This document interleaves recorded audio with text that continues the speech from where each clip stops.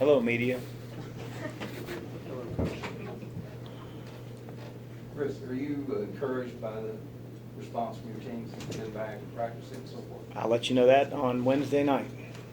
No, I think our guys are doing a really good job of practice, and you got to be able to carry it over. I've never been a guy that's complained about how our team practices, but you know, you always want to see a response like we saw as a coaching staff yesterday. I thought our guys came out with a lot of energy in practice and really locked in, and you know, there's a want, you know, to get back to playing better. Russ. Do you expect to make any changes to the way you'll start the game again, or are you still working through that? Yeah, still working through it.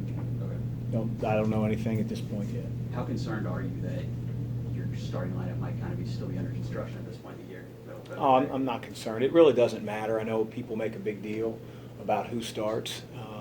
You know, I think as coaches, there's more of an importance placed on who finishes.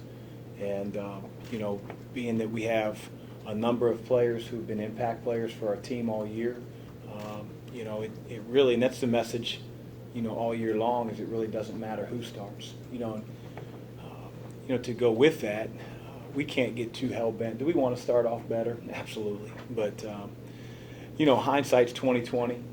And, you know, we didn't get off to a great start against Clemson, and it's almost like, well, deja vu. And there's 37 minutes left to play in the game.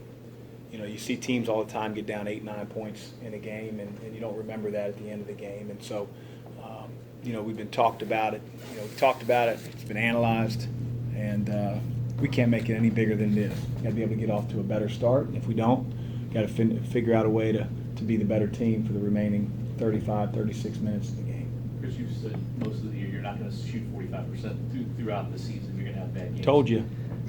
But defensively, is that where you're maybe more disappointed than anything? And Dwayne kind of said a few minutes ago, he feels like you guys have lost your fight a little defensively. We have in those 2 games, and we can't let our offense dictate, you know, how we defend. And you know, we've been a team that's been, you know, top 15 in the country all year long, holding other teams to a low field goal percentage. And you know, my message to our team has been all year long, not just, you know, through the last couple games, but when you don't play well on offense, those times when you don't, your defense can allow you to stay in the game. And for the most part, it did at Georgia Tech. You know, we played not very well at Tech. We didn't shoot well at all. But for the most part, our defense, whether it was zone or man, allowed us to have a chance to win at the end. And it's not how you want to play the game, but if you don't give yourselves a chance on that end of the floor, then I think you're really putting yourself in a tough position. As a coach, in your experience, how do you see that, I guess, that difference between practice, like say, if you practice well and then go out and have a flat game, and vice versa? How do you keep their focus? Well, I mean, I think that as a coach, you just try to control what you can control. And, you know, when we go out to practice every day, you know, I expect our guys to be able to, you know, come with a ton of energy, have the right attitude, compete, so that we can build habits that will be able to be sustained and shown in the game. And, you know, it doesn't always correlate. You know, it's not a perfect algorithm by any means. It just isn't. You know, we had one of our worst practices of the year the day before Michigan. I mean, it was bad. It was bad. It gave me no confidence going home. You know, driving home, I felt like I can't believe we had that much to play for. A big-time opponent. At the time, they were undefeated coming off the Bahamas trip, and I was dumbfounded. Paul, you were there, and 24 hours later, it was one of our best defensive efforts all year. But again, you know, practice is important. It's extremely important to correct habits, to build habits, you know, to earn trust between teammates, and to carry out what you're doing in practice on the game night. So, you know, again, I think our team is by and large been a really good practice team. We have to be able to carry it over. Chris, Dwayne mentioned a players-only meeting since the loss to Clemson. In your coaching experience, what do you think about those things? Can they help? I think it shows that they care. I have no idea, what was. I mean, I could guess, but it's their team. I tell those guys that all the time. It's their team. It's the way Dwayne, Steven, Fresh, Ryan, Jordan. It's the way they'll go out.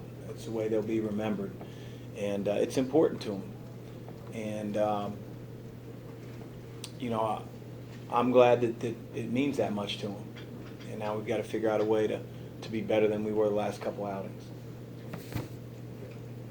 Did you encourage them to meet, or was that players driven? And did they tell you afterwards what happened, or you just let them handle themselves? No, I mean, I didn't encourage them. I certainly gave them, how I felt about the game and how I felt about our team and where we were at. But, there wasn't any coaxing. I didn't bring in the captains to say that you guys should meet. That was all they're doing. I think when it comes from me, then I don't know how authentic and genuine it is. Again, I think you have guys I know you have guys in that locker room that really care about the success of this year's team, and that's why they met. Sorry. What message were you trying to send by benching Jordan in the start of the game against Clemson? Again, it's not about who starts the game. Jordan played plenty of minutes. He didn't play very well against Georgia Tech. He didn't play well at all. I think he'd be the first one to tell you that. And he has to do some things for our team, regardless of whether he's shooting the ball well or not. He wasn't doing those things, and just felt like it was the right thing at the right time for our team. Do you think that's impacted his confidence at all? Do you think Georgia Tech maybe before that impacted his confidence? I think players go through, bouts of confidence, overconfidence, not enough confidence, all throughout their year, all throughout their career. At times as a coach, you can't worry about a guy's confidence. You got to worry about what he's bringing to the table and playing hard. And Jordan has never been a guy on offense that lacks for confidence. If that's the case, I don't think that you would see the bounce back that you did when we played at Kentucky and in the next game against Florida State. He didn't play well. I think he knows that, and I think he's in a good place right now.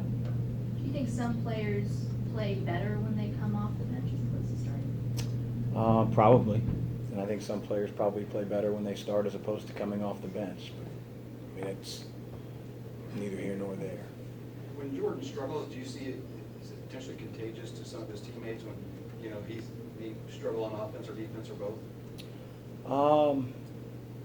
I don't know. We've won games where he's played really well. We've won games when he hasn't played well.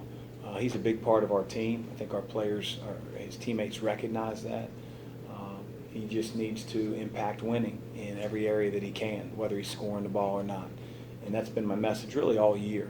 And, obviously he's under a microscope because of the attention that he has for, being such a really, really good player.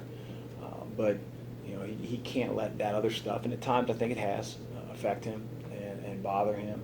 But he has to focus on those things that he can control and the plays that he can make to help us win. What did you think of how David played in those two losses, and are you considering at all moving him into starting? I consider everything, all the time. All the suggestions that I get through social media, Facebook, through Instagram. David's playing better.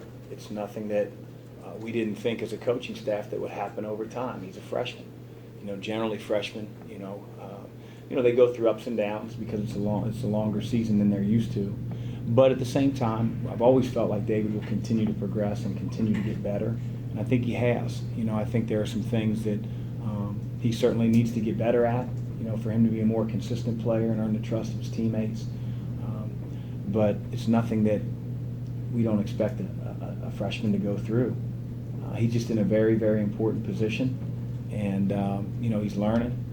But he's a great player, and my charge is to make him the best that he can be, by the end of the season. And I think he's trending that way. Coach, I think during the winning streak, you talked about tuning out the noise and not getting too high. Is that the exact same approach during a rough patch, or do you find it helps maybe to instill some urgency in a team after a couple of losses? Well, our team feels that urgency. I don't think that they would have called a meeting on their own, if they didn't feel some type of urgency or some type of consternation about the way we're playing. I mean, I think that's very evident. You know, in this game, you can't get too high and you can't get too low. You know, it's just they're never as good as they say you are, and you're never as bad as they say you are. And we just have to go about preparing for our next game and worry about what's ahead of us, and to steal a line from Belichick, on to Syracuse, and that's it. And 48 hours from now, everybody can figure out what we need to do better, or pat us on the back. How do you keep players from pressing, to really try too hard to snap out of either a shooting slump or a losing streak? Well, on offense, I think it's just continue to preach the same message. That is, we got to get the best shots we can for Louisville. On defense, I don't know if there is such a thing as trying too hard. We got to be able to scramble, keep your guy in front of you, do all the things that we work on every single day. Anything else, anyone? One more back here. Yeah, I'm good. You guys have faced teams who throw a 2-3 zone at you before, but Syracuse is really unique in the way they go about it. What's so tricky running against those guys? It is their defense. They don't play it as a curveball. I think generally teams that play zone, that's not their go-to defense. It's something they may play 10, 15 minutes a game. Some teams may play a little bit more. But that's what Syracuse does for 40 minutes. 45, it's an overtime game. It's what they do. And so, they generally understand, what teams are looking for. They get a feel for, where teams are trying to get the ball to, whether that's the short corner, whether that's the logo, whether they're ball screening it. And so their players are very, very comfortable in what they do. They've got great length almost at all times, at all positions, and it's a defense that's challenging because it doesn't face the same offense each and every time, and they're sort of used to being able to adapt to what's happening on the floor. But you've got to be able to pass fake. You got to be able to make a couple guys play you. Got to get into the gaps, and then you got to figure out ways to punch it at the short corner and the logo, and you got to make some shots as well. And if you do that, you got a better chance of success than not. Great. Thanks, Coach. Thank you. Thanks.